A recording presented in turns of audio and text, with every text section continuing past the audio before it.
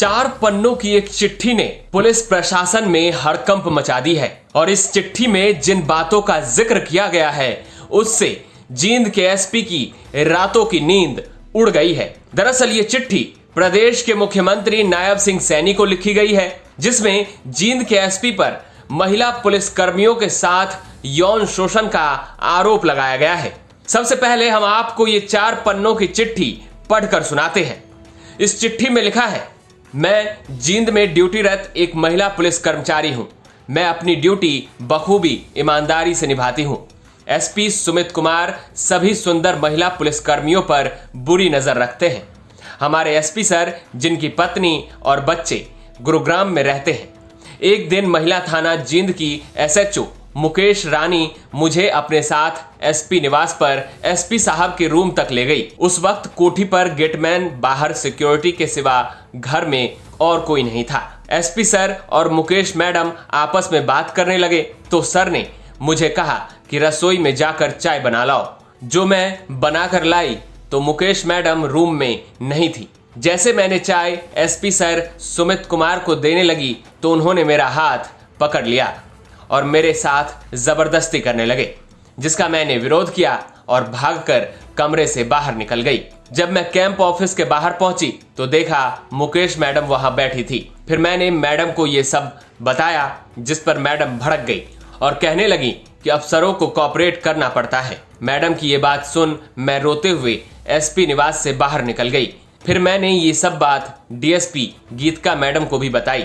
जो मैडम ने मुझे कहा, मुझे पहले से ये सब पता है, और गीतिका मैडम ने भी कहा प्रमोशन के लिए अफसरों को कोऑपरेट करना पड़ता है, इसलिए मेरी बात मानो, थोड़ा कोऑपरेट करो और फिर देखो तुम्हारा प्रमोशन पक्का, और उसके बाद तुम रुपये में खेलोगी। ये सब सुन मैं ऑफिस से बाहर चली गई। उसके बाद से महिला थाना जींद एसएचओ मुकेश मैडम द्वारा मुझे लगातार मेरी एसीआर खराब करने की धमकियां देकर मानसिक रूप से टॉर्चर किया जा रहा है। एसपी सर के साथ एक रात सोने के लिए कहा जा रहा है। सीएम सर, मैं एक बेहद गरीब परिवार की लड़की हूं।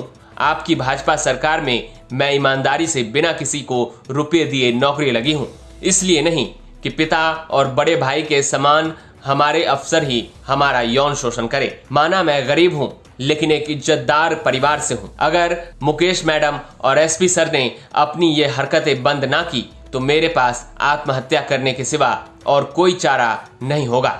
सीएम सर, एसपी सर के इस घिनौने खेल में एसएचओ मुकेश मैडम और डीएसपी गीतिका मैडम भी शामिल हैं, जो मेरी जैसे कर्मचारियों को प्रमोशन का लालच देकर ये घिनौना कार्य करवाने के लिए मजबूर करती है। मुकेश मैडम के साथ एसपी सर के नाजायज संबंध है और मुकेश मैडम ने एक गिरोह बनाया हुआ है, जिसमें दर्जनों युवतियां शामिल हैं, जो फर्जी मुकदमे अमीर घर के लड़कों पर दर्ज करवाती है, फिर उनसे लाखों रुपए लेकर समझौता करवाती है और उस खेल को एसएचओ मैडम, डीएसपी मैडम और एसपी सर तीनों मिलकर खेल रहे हैं। मुकेश मैडम अपने इसी गिरोह की युवतियों को एसपी सर के पास भी नाइट में पेश करती हैं। हर महीने करोड़ों रुपए बेगुनाह लोगों से लूटे जा रहे हैं। अगर आप इन सभी अधिकारियों के अवैध संपत्ति की डिटेल निकालेंगे तो करोड़ों रुपए की संपत्ति सामने निकल कर आएगी, जो बेगुनाह लोगों को फंसा कर लूटी गई है। रानी नाम की एक विधवा कांस्टेबल पर एसपी सर का दिल आया हुआ है। जो मेरी तरह रानी ने भी इनकार कर दिया तो रानी को भी मेरी तरह ही मानसिक रूप से परेशान किया जाने लगा, जिस पर रानी ने जींद विधायक कृष्ण मिड्ढा को ये सब बात बताया, जिस पर विधायक सर ने एसपी सर को बताया कि रानी उसकी बहन है। तो एसपी सर ने कहा आपकी बहन उनकी बहन, लेकिन इसके बावजूद भी एसपी सर ने रानी की एसीआर खराब कर दी। सीएम सर, मैं अकेली ऐसी महिला नहीं हूं। एसपी सर की बुरी नजर है, बल्कि मेरी जैसी बहुत है। जो सुंदर महिला एसपी को पसंद आती है, उसके बाद गीतिका मैडम और मुकेश मैडम उन महिला कर्मचारियों को बहला फुसलाकर उन्हें प्रमोशन का लालच देकर ये घिनौना कृत्य करने को मजबूर करती है। जो कर्मचारी इनके बहकावे में आती हैं उसको प्रमोशन दे दी जाती है, और जो इनकी बात नहीं मानती उसकी एसीआर खराब कर दी जाती है। एसपी सर जब डीएसपी कैथल थे, वहां भी इनका एक महिला पुलिसकर्मी के साथ नाजायज संबंध थे।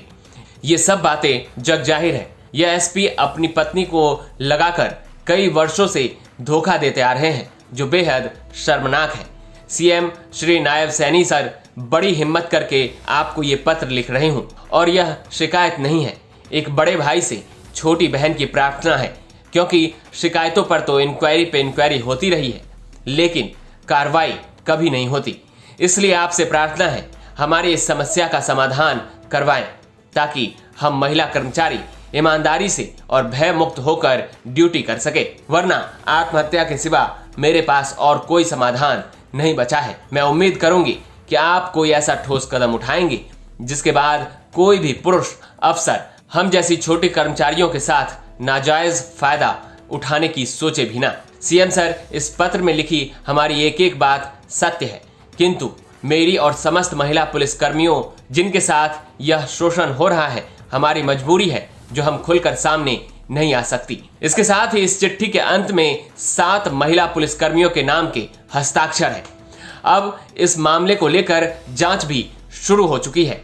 इस मामले की जांच फतेहाबाद पुलिस अधीक्षक आस्था मोदी के नेतृत्व में की जा रही है। जानकारी के मुताबिक वायरल चिट्ठी में जिन 7 महिला पुलिस कर्मियों के नाम शिकायतकर्ता के तौर पर दिए गए हैं, उनमें से ज्यादातर से शुरुआती जांच में बयान दर्ज किए गए हैं, जिसमें इस चिट्ठी को लेकर जानकारी होने से इनकार की बात कही जा रही है। दैनिक भास्कर में छपी खबरों के मुताबिक जांच अधिकारी आईपीएस आस्था मोदी ने कहा, शुरुआती जांच में अभी तक 19 महिला कर्मियों के बयान दर्ज किए गए हैं। पुलिस कर्मचारियों के शिकायत देने की बात अभी सामने नहीं आई है। ये षड्यंत्र है या नहीं, इसे लेकर कुछ भी कहना जल्दबाजी होगी। जांच अभी चल रही है। बहरहाल अब देखना होगा कि इस मामले को लेकर जांच में और क्या खुलासा होता है। जींद से सुनील कुमार के साथ ब्यूरो रिपोर्ट, हरियाणा तक।